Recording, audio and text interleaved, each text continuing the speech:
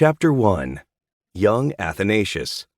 We don't know the exact year of Athanasius's birth, but he was probably a young child when Diocletian, emperor of the Eastern Roman Empire, started one of the worst persecutions against Christians, which in Egypt was particularly long and violent. When Diocletian retired in 305, the persecution became even worse under his successor Galerius. Churches were destroyed and scriptures burned. Many Christians lost their jobs, their homes, and often their lives without a chance to defend themselves.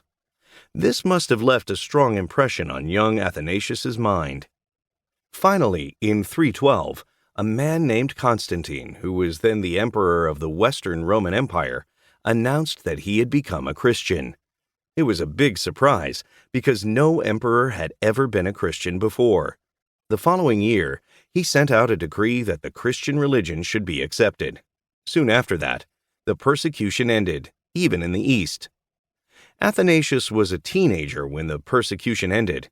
At that time, the churches in Egypt were led by a man named Alexander. The men in charge of all the churches in a large area or country were called bishops. Alexander was one of the most important bishops in the Eastern Empire. Some wrote that Alexander first saw young Athanasius from the window of his house as the boy played with some friends on a beach. Soon, he noticed something strange. Athanasius seemed to be baptizing the others. Worried that the boys might be treating baptism as a game, Alexander called them and asked them many questions. By their answers, he realized that Athanasius had taught his friends all the right things about baptism and the Christian faith. Impressed by Athanasius's understanding, Alexander decided to take care of his education, making sure that he learned all the important school subjects. He also personally taught him to understand the Bible. When Athanasius was a little older, Alexander made him his helper. Alexandria was a large city and a good place to study. It had some of the best schools and, at one time, the largest library in the world. It was also a rich city with 2 large harbors, sending goods to other parts of the Roman Empire and other lands like India, China, and Arabia. The church there, however, was facing many problems. A priest named Arius was causing some serious problems. He was teaching some things that Alexander considered very dangerous. Some things in the Bible can't be understood by our human mind.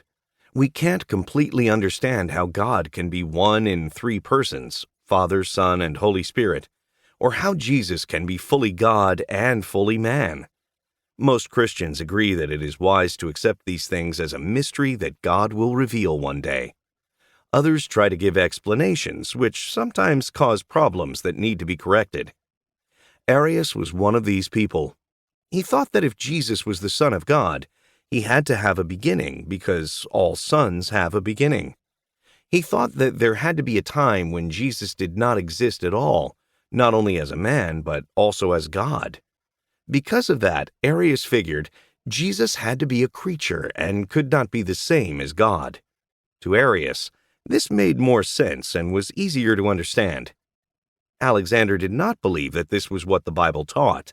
Jesus was born as a man, but as God, he existed from eternity.